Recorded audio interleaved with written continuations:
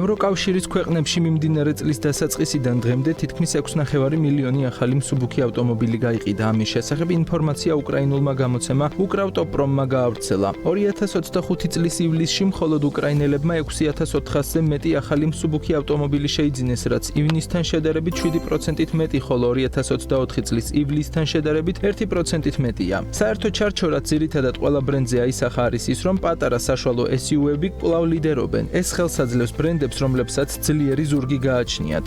კიდევ ერთი მსგავსება ელექტრიფიკაციის პრაგმატული ფაზაა. BEV-ს გზრდა ბევრ ქვეყანაში შენელდა, ხოლო HEV, PHEV მოთხოვნა გაძლიერდა. ის ბრინდები, ვისაც მრავალძრავიანი მოქნილი პორტფელი აქვს, უკეთ იღებენ მოცულობას. ქვემოთ ჩამოთვლილი ავტომობილები კი განსაკუთრებით შეთავაზებებით, ლისინგითა და ფლოტ პაკეტებით გამოირჩევიან, რაც ხშირად გადამწყვეტია. ვინც უფრო აგრესიულია აქციებში, ხშირად იღებს სწრაფ მოცულობას. მთლიანობაში კი ევროპის ახალი ავტომობილების ბაზრის ტოპ 5 ბრენდი ასეთია.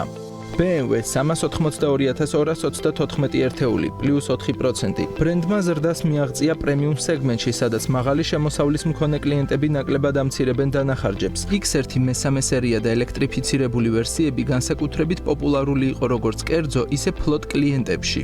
ძლიერი ფინანსური პაკეტები და ლიზინგის შეთავაზებები ზრდას უწყობდა ხელს, თუმცა პრემიუმ სეგმენტში კონკურენციის გაძლიერებამ შესაძლოა მომავალში მოცულობის დინამიკაზე ზეწოლა მოახდინოს. საერთო ჯამში ევროპული ბაზრის ტრენდები კვლავ SUV-ს გაძლიერებას, ჰიბრიდული და პლაგინ ჰიბრიდული მოდელების მოთხოვნის ზრდას და ფლოტებისთვის მოქნილი შეთავაზებების გადამწყვეტ როლს უსვამს ხაზს, რის ფონზეც ბრენდების წარმატება სწორედ მოდელური პორტფელის და ფასების პოლიტიკის კომბინაციაზეა დამოკიდებული.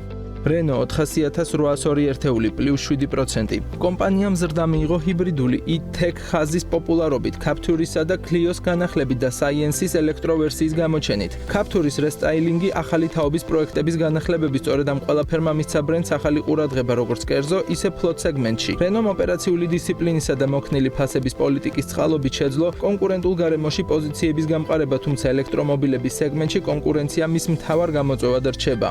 Skoda 423,128 ერთეული, პლუს 10%. ბრენდის გაყიდვების მატება ახალი კოდიაქის სუპერბისა და განახლებული ოქტავიას წარმატებამ გამოიწვია, რაც მას დიდ სეგმენტებში სიძლიერეს მატებს. ბრენდის პოზიციონირება როგორც ფასისა და ფუნქციონალის საუკეთესო ბალანსის მქონე არჩევანისა, განსაკუთრებით ფასზე მგრძნობიარე მომხმარებლებისთვის იქცა გადამწყვეტ ფაქტორად, ხოლო მრავალძრავიანი სტრატეგიამ ფლოტებისთვის მოხერხებული გადაწყვეტილება უზრუნველყო. დასკვნის სახით შეიძლება ვთქვათ, რომ ტრადიციული ფასის თუ ფუნქციონალის საუკეთესო ბალანსი 2025 წლის ვითარებაში განსაკუთრებით ადეკვატურია.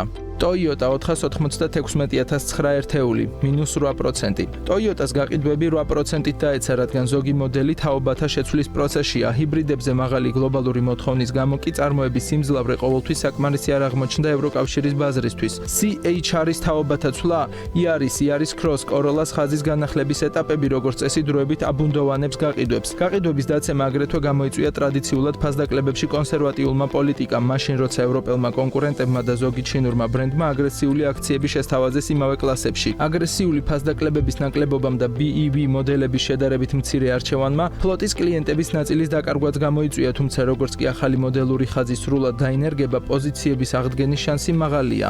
Volkswagen-ი 728,872 ერთეული, პლუს 5%. იანვარი-ივლისის მონაცემებით Volkswagen-მა გაყიდვები 5%-ით გაზარდა, რასაც ხელი შეუწყო ახალი და განახლებული SUV მოდელებმა, ასევე ელექტრომობილების ID ხაზის გაუმჯობესებულმა ვერსიებმა, რაც ფლოტებისა და კერძო კლიენტებისთვის უფრო მიმზიდველი გახდა. მიწოდების ჯაჭვების ნორმალიზაციამ და მოქნილმა ფასდაკლებების პოლიტიკამ ბრენდს საშუალება მისცა ლიდერობა შეენარჩუნებინა, თუმცა მოგების მარჟაზე გარკვეული ზეწოლა იგრძნობა. ახალი თაობის Tiguan-მა, T-Roc, T-Cross-ის განახლებულმა ვერსიებმა ისევ მოიგეს მასობრივი სეგმენტი, სადაც Volkswagen-ის სიძლიერია.